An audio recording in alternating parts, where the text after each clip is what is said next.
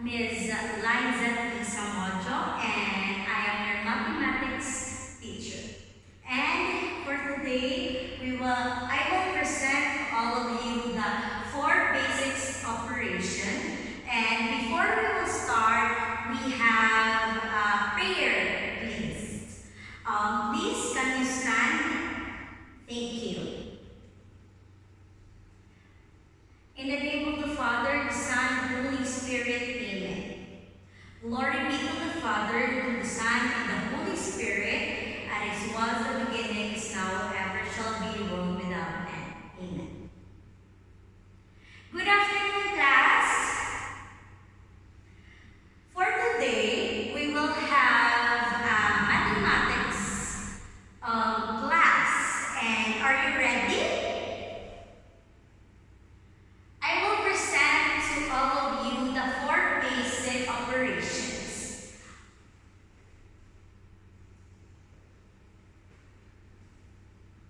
The learning outcomes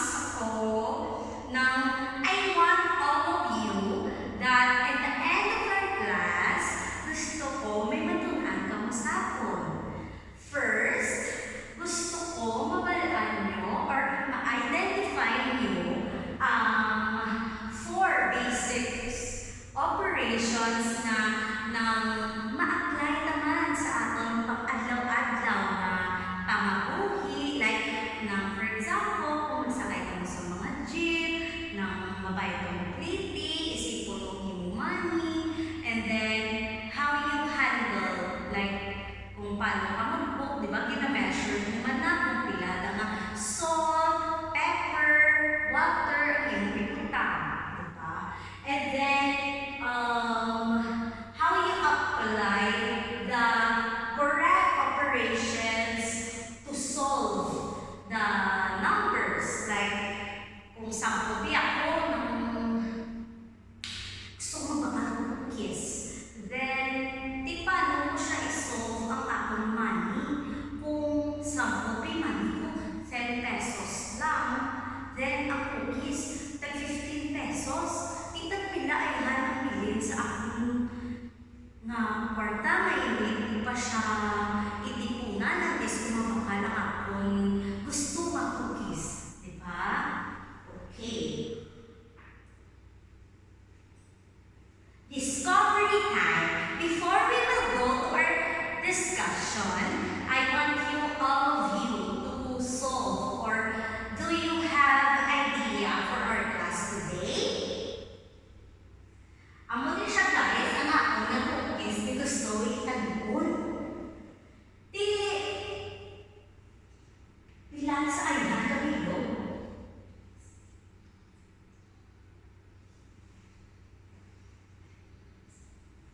So, nang gusto, hindi na tapo ako makaon ng cookies. So, Janice, do you know how to solve?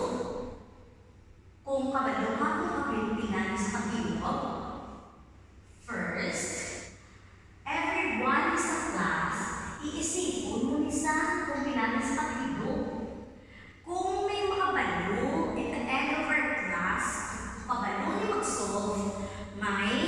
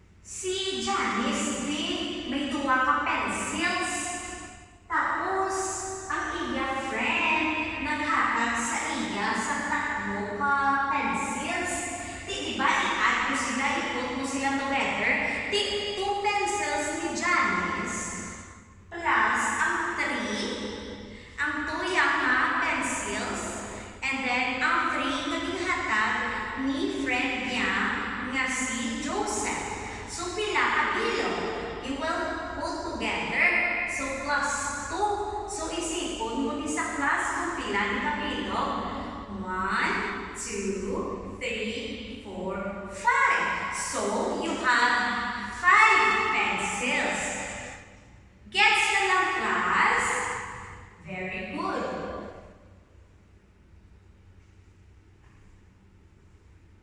Now, we have subtraction. A subtraction means taking away mo naman siya, kinaiban mo naman sa grang baga. Kung sa una, tuya, ang addition, gadugang ka. So, subong sa subtraction naman is gamayos ka, naiban ka. Example, like subtraction are taking away from a group to find out kung pila kabilog ang nabili. Example, you have 5 apples naman. Tiging ka kung dua. Di pila na lang ayan nabili simo. Plus, please count. 1, 2, 3. So you have 3 apples na lang nabili. Okay, gets? Next. The multiplication. Ang multiplication is adding the same number again and again. Like, for example, same siya sa addition, pero ditugang mo lang sa kung pila ka bilog. Like, for example, you have 3 ka bags, 3 bags, and each bag has a 4 candies. So, pila siya ayan na bilog. So, 3 ka bag, and then each na may 4 ka candies. Candies gali. So, iisipin mo ni siya 4 times 3. So, 4. Balik ka 3 mo gini sa isipon class. Like 4, 5. Can you count? 5, 6, 7, 8, 9, 10, 11, 12. So, you have 12 candies sa 3 mo ka bag. Gets the class? Very good. Now, we have the last, but not the least. We have division. Means, you will share like, ang food mo bala, like, sample ang food mo, gipadalaan ka ni mami mo. Higaan ka ni mami mo, class. Higaan ka kami ng ice cream na 3 kapilo. So, ikaw, hindi mo siya maubos ang 3. So, diba, i-divide mo siya, i-share mo sa iyong classmates. Here, the definition of division is sharing or splitting something into equal parts. Like, for example, the pizza. Ang pizza, 12 na bilog. So, anong kamukait? Pila na yan ang pagkaon sa anong na persons sa 12 na slice ng pizza. So, isipon mo like 6. Babe, bakaon ni Liza. Ako, bakaon ko is 2. Tapos bakaon man ni Trisha, ang 2. So, pila na lang bilin. 2, 4. 4 minus 12. So, pila na lang. 8 na lang. So, 4 pa sila, diba? So, 2, 4, 6, 8. So, exactly, diba? 2 ka mo, anong kami na friends. So, tungao na mo sa 2, diba? Gets niyo na po, class?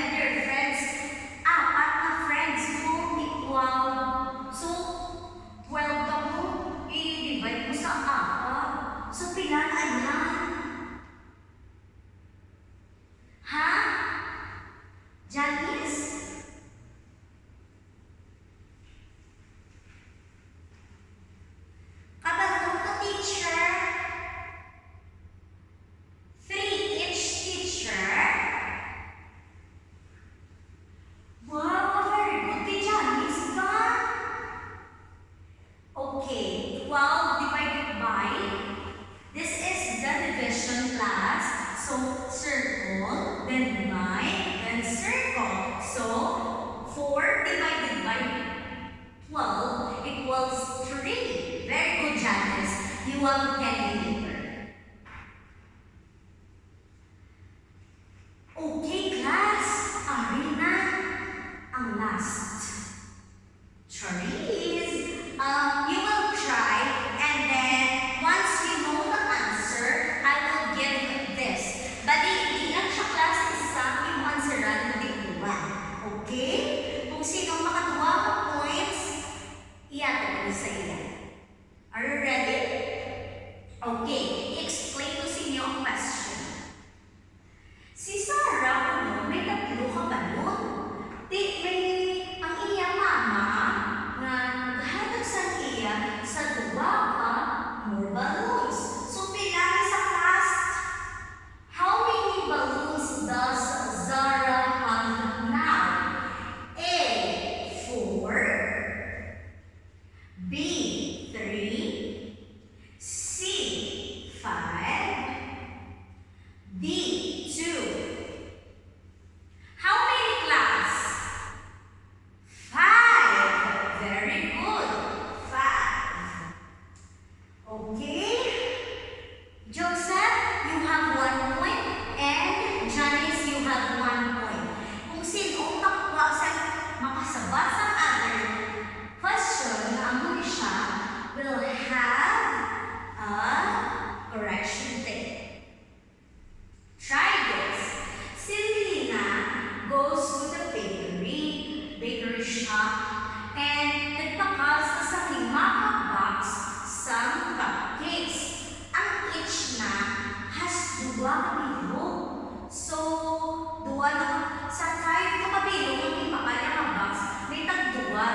So, pila niyo?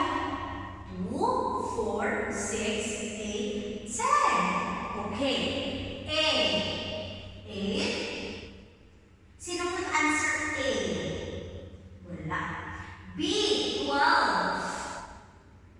Hi. Faith, nag-answer ka? We'll see. C. 10. Sarah. Okay, Joseph. Ikaw nag-answer na at 10 siya how? Okay. D.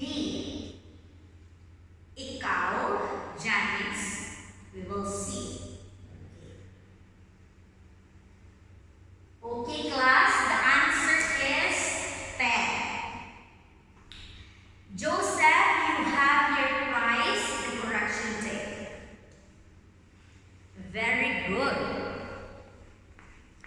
Congrats, Joseph. Okay. Next. Today, we learn something. You learned something today, class?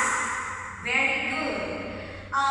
We have 3 steps that we learned something today is improve of these operations and everyday life. Ang muling hambang pag-ina kung paano mo gamito. Like for example, this operation will help you class kung paano din ikaw mag-kato ng magbaka ng candies, mag-buy ka ng food, measure ka mo sa mini food, and also applying the 4 operations to solve problems. Addition, ang class, kung paano i-add mo pala ito together is it helps in budgeting or keeping track of the scores. And subtractions is used to calculate change of the measurement or measure difference. Like kung dito sa addition, the plus ka, nadugang ka. The subtraction is giniban ka naman. And also, the multiplication helps in total cost or area. Kung bilangin siya class, kung bila siya kabilog, kung how much. And also, the division is useful for sharing the quality or the equally or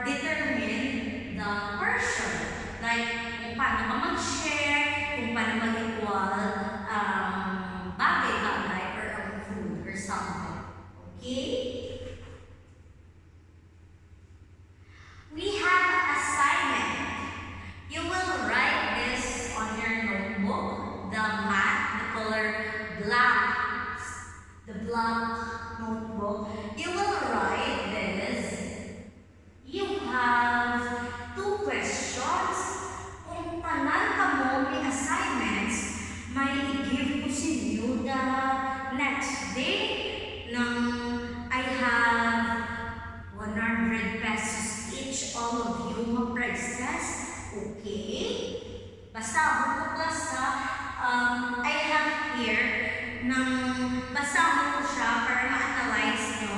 Pero may arte na din natin si teacher. Ihatag na natin yung teacher sa inyo para hindi pa ka mamabudlaya. Si mommy and daddy will help you ha. I will give this, okay? Janice, this is for you. Joseph, Sarah, and Faith. Very good. Last.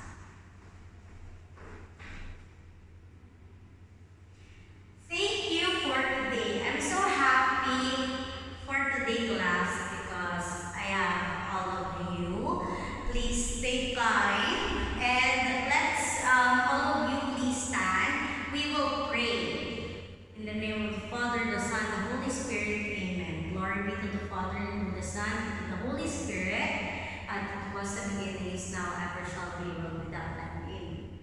Goodbye, class. See you for tomorrow.